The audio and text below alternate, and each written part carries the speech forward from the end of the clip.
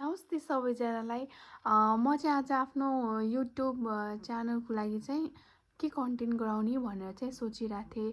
अनि त्यसपछि अनि धेरै रिसर्च पनि गरेँ। अनि त्यो हेर्दाखेरि चाहिँ धेरैजनाले चाहिँ अब आफूलाई मनपर्ने प्लस आफूले डेली एक्टिभिटिज गर्ने चाहिँ कुरा राख्नुहुँदो रहेछ। अब मसँग त खासै टाइम पनि नहुने, अनि अब म आफै job holder plus baby plus घर यताउति गर्दा चाहिँ नभ्याइने। अनि त्यो कारणले चाहिँ मैले टाइम दिन पाएको थिएन। अनि त्यही पनि आज एउटा भिडियो चाहिँ ताकि मेरो युट्युब च्यानल चाहिँ स्मुथली ग्रो होस् इनफ कमिङ फ्युचर होइन भनेर मैले आज भिडियो बनाएँ। अनि त्यो रिसर्च गर्दा गर्दा मैले केमा गराऊँ त भन्दाखेरि सोचेपछि अनि मैले चाहिँ अब आफूले गर्ने काम जस्तो मलाई चाहिँ अब एकदमै बुक पढ्न मनपर्छ नि त। अब भन्नाले फेरि पढ्नेवाला बुक होइन, जुन कि हाई स्कोर एचिभ गर्नेवाला बुक होइन, जुन चाहिँ अब यस्तो मोटिभेसनल बुक लाइक नर्मल्ली पनि अब केही कुरा बाटोमा लेखेको छ भने पनि म पढिहाल्ने हो कि त्यस्तो मान्छे होइन। अनि पढेर फेरि टपर हो भन्नेवाला चाहिँ होइन। तर जे होस् पढ्न चाहिँ एकदमै मनपर्ने अब स्टोरी बुकहरू, अब स्टोरीहरू, अनि के अब लाइक बिजनेस बुकहरू त्यस्तो त्यस्तो चाहिँ एकदमै पढ्न मनपर्छ। अनि मैले चाहिँ अब मेरो लाइक भनौँ न in a journey of life मैले चाहिँ लगभग धेरै त पढाएको छैन, 5वटा पढाएको छु बुक होइन। त्यो पनि म चाहिँ धेरै नै हो भन्छु, किनकि कसैले त एउटा पनि पढ्नु भएको छैन र 5वटा पढ्नु भनेको पनि ठुलै कुरा हो जस्तो लाग्छ।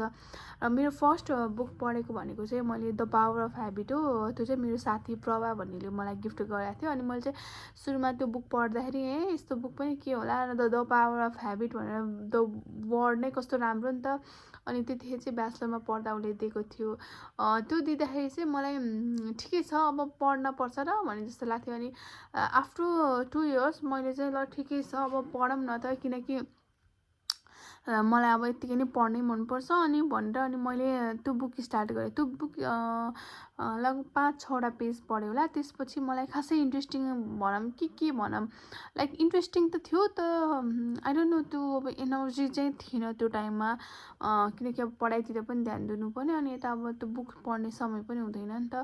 अनि त्यो टाइममा चाहिँ दिमागमा खासै आएन।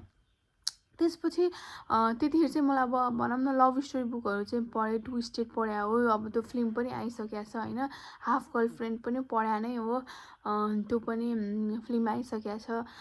त्यसपछि मैले आफ्टर ब्याचलर अब को लगभग 2-3 इयर्स पछि चाहिँ ल ठिक छ बुक पढौँ न भनेर फेरि त्यही नै द पावर अफ ह्याबिट भन्ने बुक पल्टाएँ। अनि त्यो पल्टाउँदाखेरि चाहिँ मैले हल्का 10-12 पेज पढेँ, मलाई एकदमै राम्रो लाग्यो एकदमै। त्यो टाइममा त्यो बुक पढ्नु भनेको राम्रो कुरा हो जस्तो मलाई लाग्छ, किनकि अब मान्छे अलिकति एउटा म्याच्योरिटी लेभल आइसकेको हुन्छ नि त।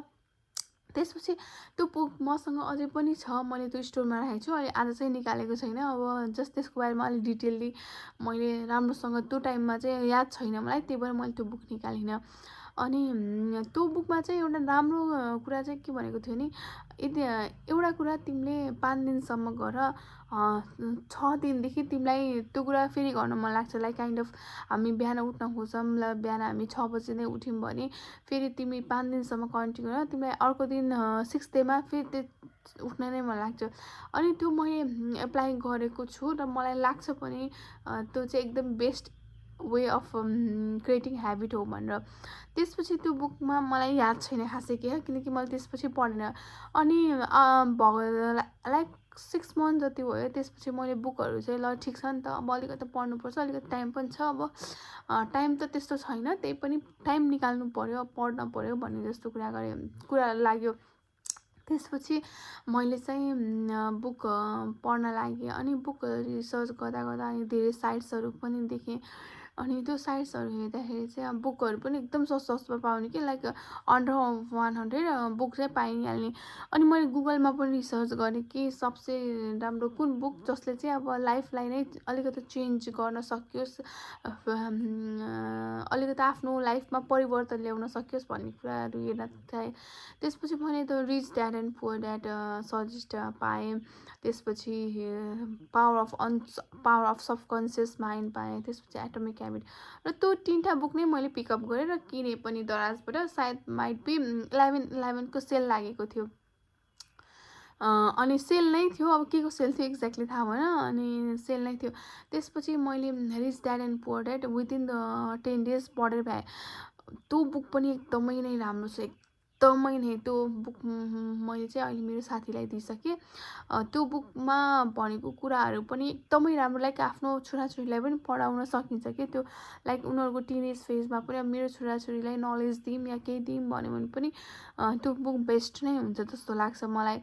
अनि त्यसपछि अर्को आउँछ पावर अफ सरी यो मसँग छ द पावर अफ यो सबकन्सियस माइन्ड। यो पनि एकदमै राम्रो छ। मैले चाहिँ हाफ पढेको छु तर फुल्ली पढेको छैन, किनकि यसमा चाहिँ एउटा टपिकमा लाइक काइन्ड अफ स्टोरी भन्दा पनि एउटा टपिकमा दिएको छ। यो पनि एकदमै राम्रो छ। मैले हाफ पढ्दा पनि मलाई एकदमै राम्रो लाग्यो। र मेरो बेस्ट अफ बेस्ट भनेको बुक चाहिँ मलाई चाहिँ यो एटोमिक ह्याबिट्स।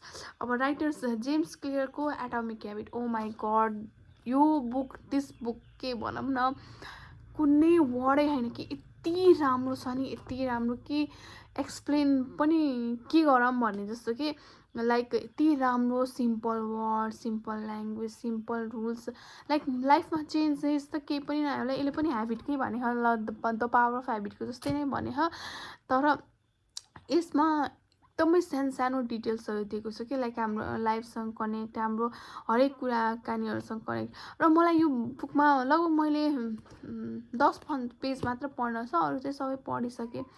एकदमै राम्रो लाग्यो बुक। अनि यो बुकको बारेमा सबसे राम्रो लागेको कुरा के भन्दा चाहिँ यसको राइटरले चाहिँ के भनेको छ भने, यसले 4वटा रुल भनेको छ, हजुरहरूले पढ्नु होला, मैले चाहिँ सबै कुरा भन्दिनँ यहाँ।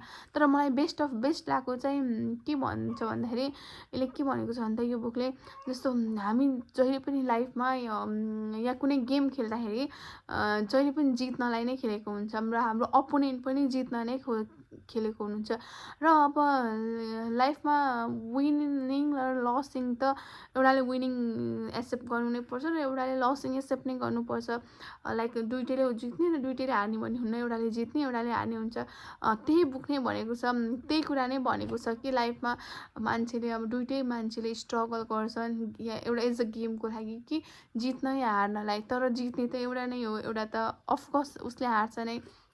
यस्तो धेरै कुराहरू छ, लाइक डिटेल्सले सानो कुराहरू छ, जस्तो अब ह्याबिट कसरी चेन्ज गर्ने, कसरी मान्छेलाई मोटिभेट गर्ने, 4वटा रुल भनेको छ। हरेक रुललाई यति राम्रोसँग डिफाइन गरेको छ। मैले हजुरहरूलाई पनि लाइक यो जेम्सको एटोमिक ह्याबिट्स, जेम्स क्लियरको बुक चाहिँ पढ्नलाई सजेस्ट गर्छु। र यदि राम्रो लाग्यो भने कमेन्ट पनि गर्नुहोला। र you can by it from दराज अन्डर 100, सेल लागेको बेला चाहिँ अन्डर 100, एउटालाई चाहिँ 96 यस्तै पर्छ। अन्डर 100 त हजुरहरूले अब म्यानेज गरिहाल्नुहुन्छ र जसले पनि पढ्न सक्छ। सो मैले चाहिँ सबैलाई सजेस्ट गर्छु, अझ इभन जो टिनेज फेजमा हुनुहुन्छ उहाँहरूले चाहिँ बुक पढ्ने बानी बसाल्नुहोस् जस्तो लाग्छ, किनकि त्यो मैले गरिनँ, इन्ट्रेस्ट त थियो तर त्यो इनर्जी थिएन भनौँ न। सो सबैले पढ्नु होला भनेर भन्नलाई यो भिडियो राखेको होस्। थ्याङ्क यू, नमस्ते।